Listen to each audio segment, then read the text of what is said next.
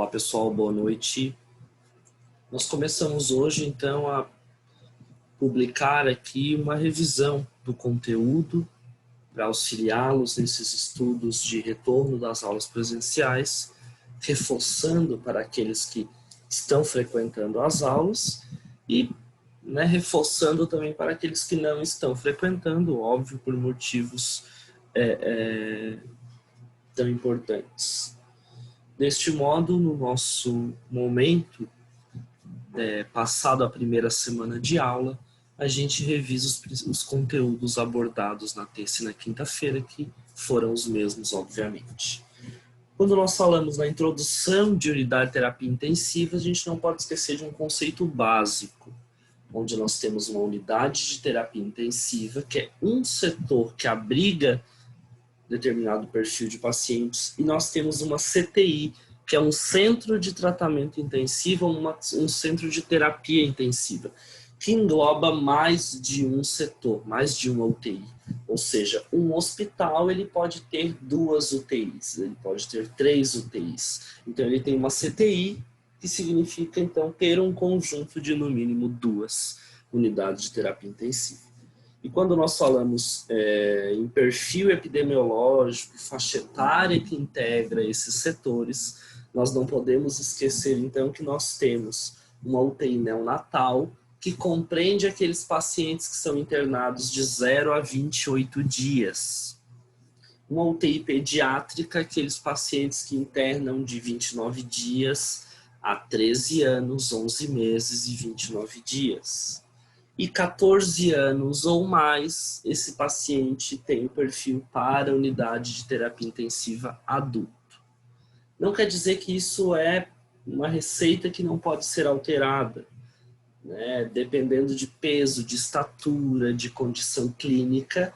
Um recém-nascido pode permanecer na UTI pediátrica, ou um paciente que já tem mais de 14 anos pode permanecer na pediatria, vice-versa. Então, tudo isso depende, obviamente, das condições clínicas do paciente, junto com as condições de material e grupo de pessoas que vão trabalhar, certo?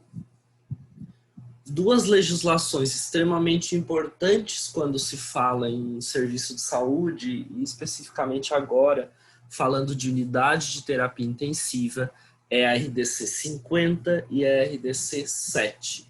A RDC 50, gente, ela é importante para o hospital inteiro como um estabelecimento de saúde. A RDC 50 trata de estrutura física. Tudo que for fazer de modificações estruturais precisa consultar a RDC 50. Então ela mexe na quantidade de camas, na quantidade de pias por leito, como que deve ser o piso, como que deve ser a janela, a tomada, tem vidro, não tem, como que é o encanamento, como que deve ser a tinta. Então isso é estrutura física RDC 50.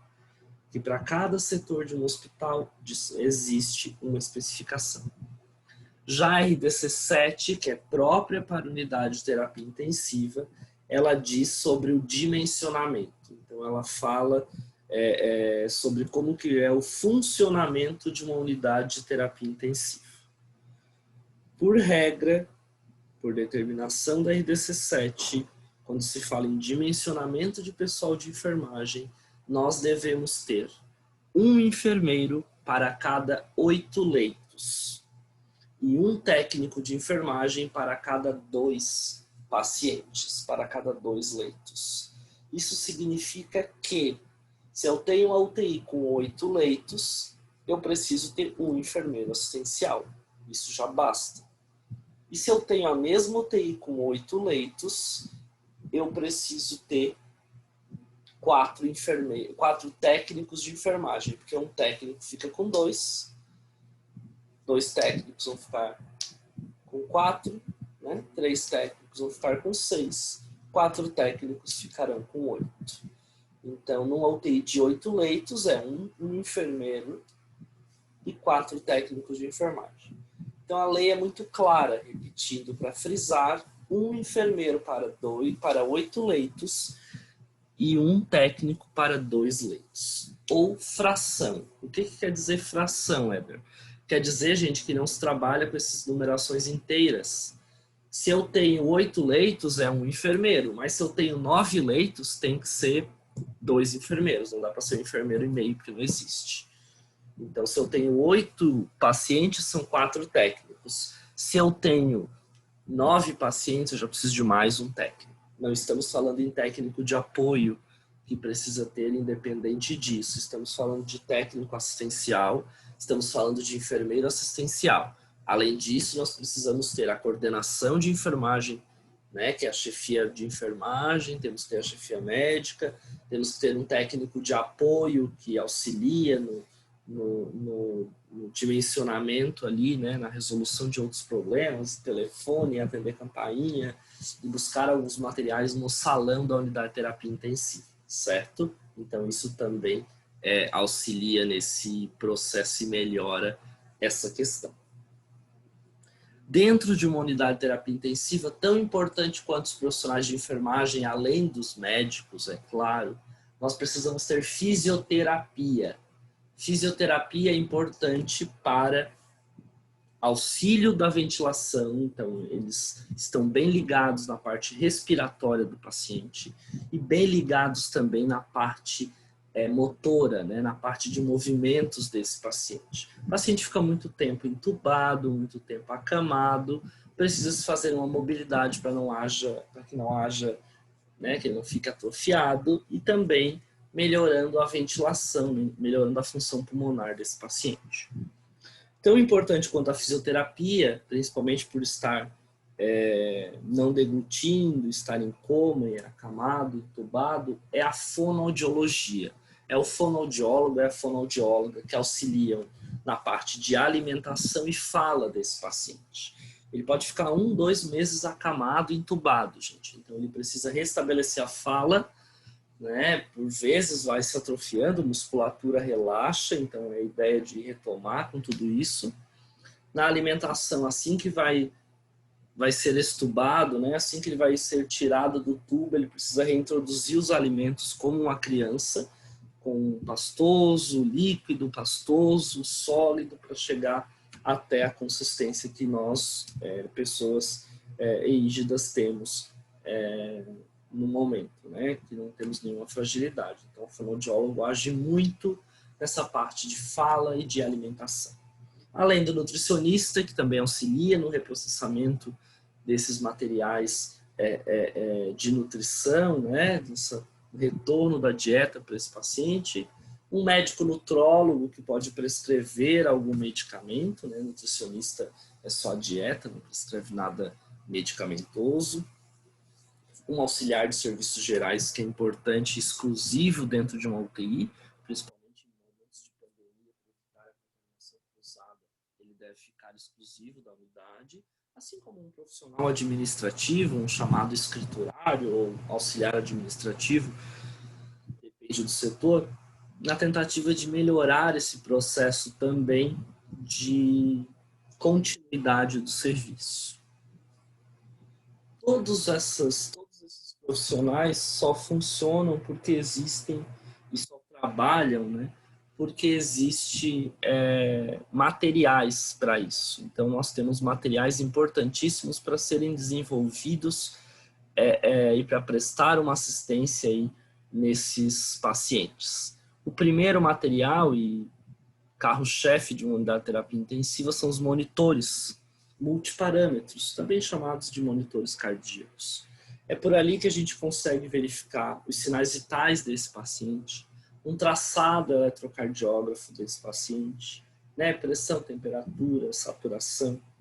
Então, um monitor é como uma tela, né? Como essa da imagem, aí, por exemplo, no primeiro plano, onde nós temos todos os parâmetros básicos, que seriam os sinais vitais desse paciente. Tudo isso conectado no doente através de eletrodos e, consequentemente, conectados num painel geral, onde no posto de enfermagem todo mundo consegue ter acesso. Essa é a primeira ideia. Segunda ideia, além do monitor multiparâmetros, são os ventiladores mecânicos, né? Um ventilador mecânico chamado também de respirador. Isso é fundamental dentro de uma unidade de terapia intensiva, se o paciente necessita de uma ventilação. Então, ele precisa estar entubado, ele vai estar entubado com o auxílio do tubo conectado no ventilador mecânico. O ventilador mecânico é o aparelho que faz a função do pulmão fora do organismo. Então, por algum motivo, a função pulmonar está prejudicada e esse paciente necessita ser entubado e necessita permanecer na ventilação mecânica. Quando nós falamos em ventilação mecânica, para que eu institua uma ventilação mecânica num paciente, eu vou precisar do aparelho respirador em si e mais do tubo endotraqueal, também chamado de tubo orotraqueal ou tubo nasotraqueal. Nasotraqueal quando for uma intubação pelo nariz e orotraqueal quando for uma intubação pela boca. O tubo endotraqueal, então, gente, ele é conectado até meados da traqueia, passa, atravessa a cavidade, enfim, chega até a parte externa que conecta no respirador. Esse tubo endotraqueal, quando o médico intuba esse paciente, ele vai inflar o cuff. Cuff, C-U-F-F, é um balonete que fica ao redor do tubo endotraqueal, que tem duas funções. A primeira delas é fixar o tubo, impedir que ele fique se movimentando. E a segunda, além de fixar o tubo, é prevenir a pneumonia associada à ventilação. Então, é prevenir que as secreções desçam da cavidade oral, muita saliva, micro-organismos, enfim, que eles desçam e retornem, na verdade, para o pulmão, causando aí a famosa pneumonia, causando a bacteriana, causando a PAV, pneumonia associada ao ventilador.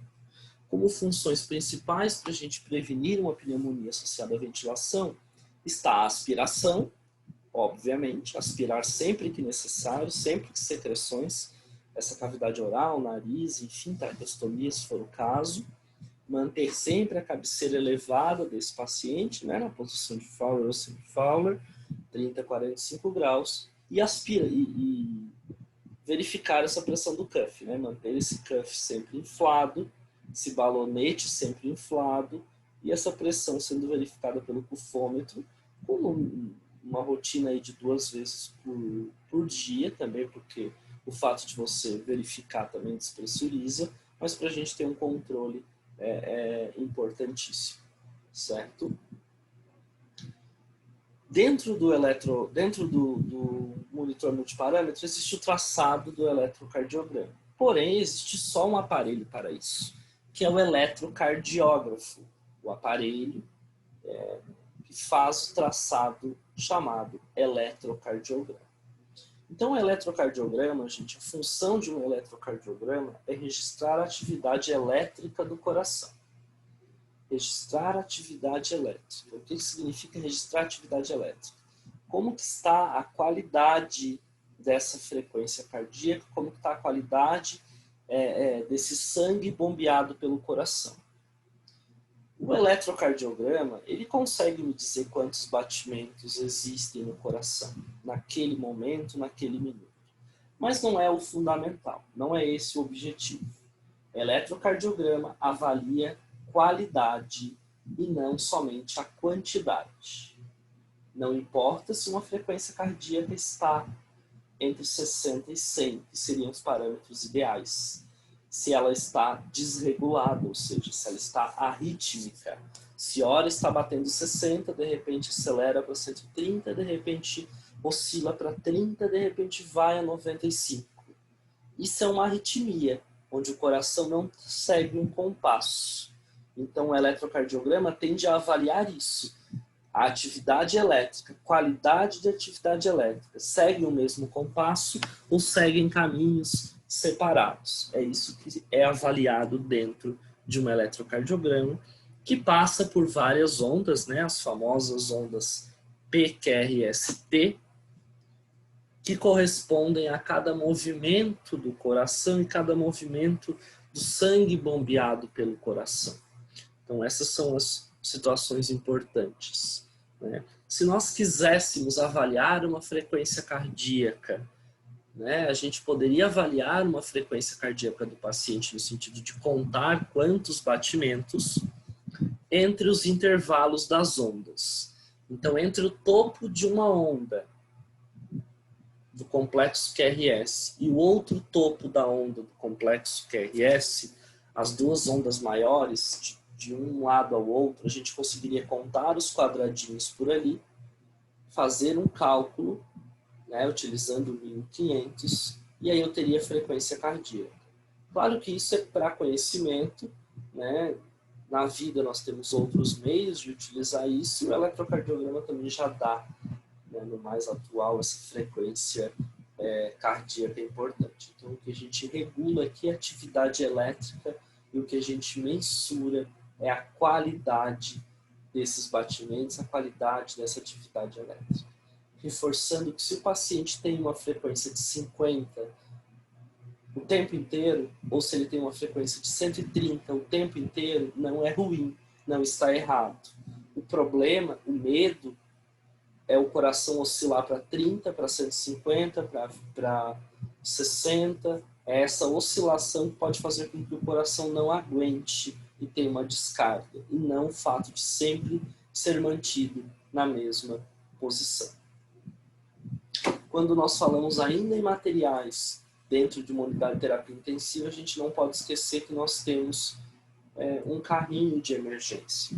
Esse carrinho de emergência é de extrema importância porque ele faz com que esses materiais eles são sequenciados de uma maneira que fique fácil compreensão, que seja importante a gente conseguir auxiliar no alcance. Então tem uma parada, já tem todas as medicações ali perto, tem o tubo, tem a prancha rígida, tem o laringoscópio, tem o ambu, tem a adrenalina para instalar, tem a noradrenalina para manter essa pressão. Então a gente consegue, com o carrinho de emergência, deixar essas situações muito próximas e muito fáceis de monitorar, certo? Então isso é muito, muito importante deixar isso presente, né? Tudo isso é lacrado, então esse carrinho de parada é lacrado, e sempre que for usado, ele deve ser enviado para a farmácia de novo, a farmácia vai dar o destino para ele, e aí sim ele deve voltar para o setor. Então nós temos sempre essa rotina aí muito importante, né, por ser um carrinho de medicação de extrema importância dentro de uma UTI. Existem vários carrinhos aí, conforme a unidade. Uma UTI de 20 leitos, por exemplo, tem 4 carrinhos, aí, um carrinho para cada 5, e por aí segue a proporção, certo? Faz parte de uma rotina de terapia intensiva uma radiografia, principalmente, né, paciente em ventilação mecânica tende a fazer uma radiografia de pulmão, de tórax, né, por dia, para poder verificar como estão as condições desse pulmão. Isso serve para o médico avaliar possíveis pneumonias associadas à ventilação e talvez também critérios para que se possam ser estubados esses pacientes. Conforme a rotina, um raio-x por dia e uma gasometria por dia também, né? Uma gasometria arterial, que é aquela punção com seringa, né? Agulha 25/7, seringa de 3 ml, coletado pelo enfermeiro da artéria radial de preferência, mas pode ser da femoral também. O importante é eu alcançar o nível de gases arteriais aí relevantes e que possam ser mensurados para o médico conseguir avaliar se esse paciente está tendo uma boa oxigenação, se já não é um momento desse paciente ser estubado ou se ele ainda deve permanecer na unidade de terapia intensiva. Gasometria é muito importante também para a regulação do balanço hídrico. Às vezes a gente consegue avaliar por ali níveis de saturação, de desidratação ou de retenção de líquidos, né? Retenção urinária. Então isso é bem relevante. E por falar em balanço hídrico, um dos pontos muito importantes dentro de uma unidade de terapia intensiva é exatamente essa questão. É exatamente o fato de nós termos número que se deve chegar em comum acordo para que se estabeleça e se finalize o cálculo do ganho e das perdas de um paciente. Quando se fala em balanço hídrico, a gente está falando do total de ganhos menos o total de perdas. E esse balanço precisa ser igualado, precisa ser neutro. Ou seja, esse valor que entrou precisa ser o mesmo valor que saiu. Se esse paciente ingeriu 1.500, ele precisa perder 1.500. Não quer dizer que ele vá simplesmente eliminar tudo, não. Ele vai reter o que precisa, ele vai absorver e vai haver uma troca. E é essa troca importantíssima. Certo, pessoal? Então, um balanço neutro que a gente fala, né, seria o melhor resultado, seria o balanço ideal que a gente espera num BH, num balanço hídrico. A gente controla tudo que entra por horário e tudo que sai também no horário, regulando e anotando tudo isso numa folha. Um balanço hídrico é um balanço hídrico fechado em 24 horas. Isso quer dizer que esse paciente vai estar, né, com um balanço sendo controlado por mim. Eu vou encerrar o meu plantão e o colega vai dar sequência na mesma folha e ao final do plantão dele ele vai somar tudo. Eu, nas minhas 12 horas, faço a somatória do meu período para ter uma prévia, para não ficar mais trabalhoso também para o próximo colega, e assim meu colega seguinte fará, finalizando um e depois já dando a sequência para o outro.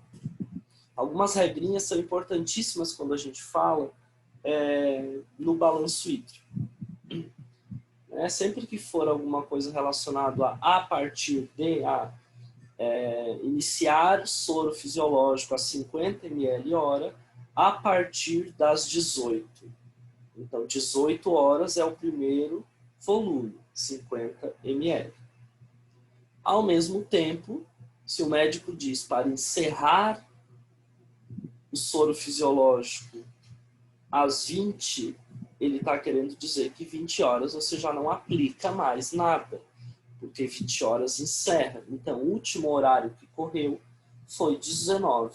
Das 19 correu até as 20, e às 20 não aplica mais, certo?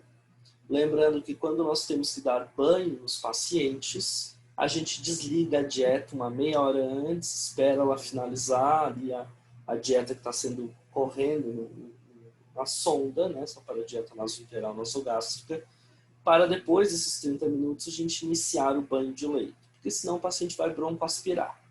Ao passo que assim que acabar o banho, e tudo bem, eu posso retomar a ligação, né, da dieta deste paciente, certo? Esses gráficos são bem importantes e esse conceito de balanço hídrico faz com que a gente dê um resultado correto para o médico que está aguardando para tomar uma decisão clínica de retorno de alguma droga ou, pelo contrário, de cessação de alguma droga. Então, isso é muito importante e relevante quando nós falamos nesta situação. Quando nós temos um paciente que necessita de um monitoramento importantíssimo.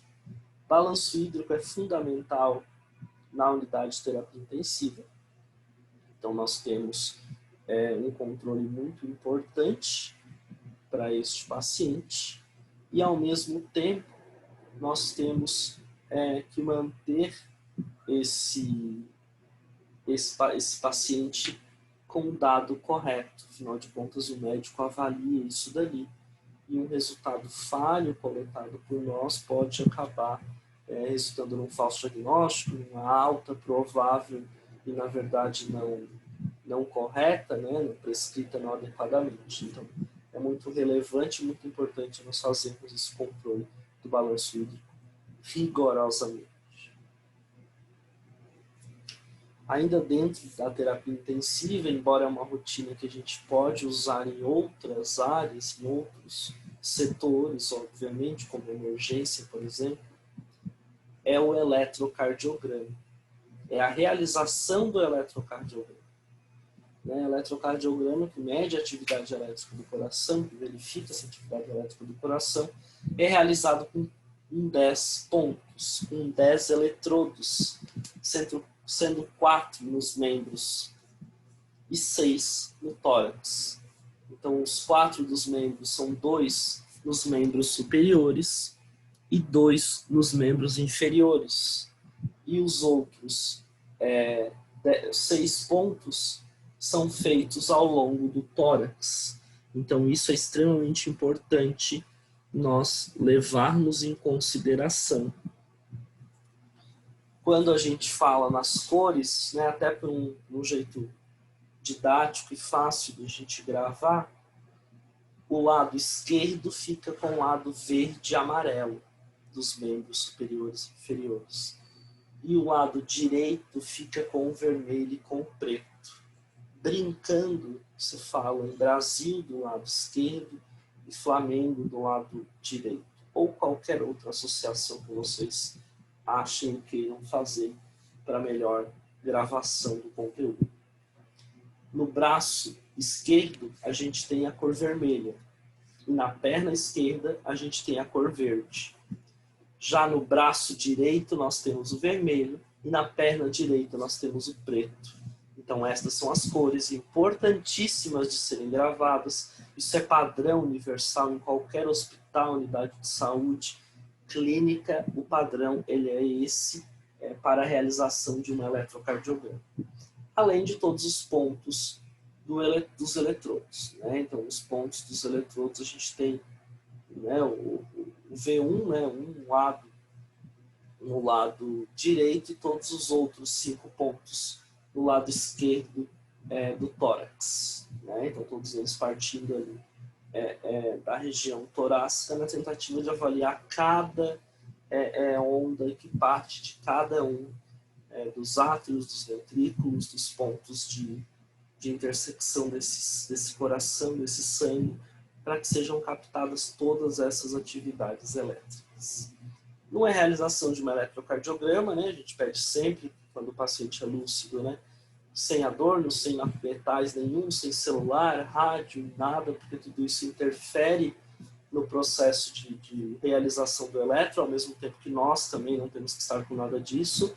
Se ele tem algum aparelho, se ele tem platina, se ele tem um marca-passo, se ele tem alguma coisa, ele só precisa informar isso para a gente, para na hora da realização do eletro a gente saber e conseguir ter uma boa divisão, uma boa retirada desse material e descartar qualquer possibilidade de intervenção, porque na verdade não é uma intervenção, né? Não é uma interferência, na verdade, e sim o fato de ele estar mesmo com um equipamento, um pós-cirúrgico, não ter como retirar. Do contrário, nitidamente a gente observa uns riscos no traçado eletrocardiográfico que nada tem a ver com a fisiologia natural do coração.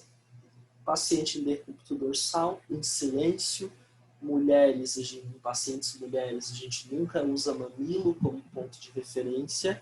Pela anatomia, né, existem mamilos em direções bem distintas, então nossa mulher, inclusive, se levanta um pouco o seio e coloca na parte de baixo, que realmente é a linha que deve ser utilizada. Se os homens têm muito pelo, a gente precisa retirá-los, né, porque às vezes o adesivo não vai grudar e não vai causar uma boa aderência e, consequentemente, uma boa leitura do eletrocardiograma.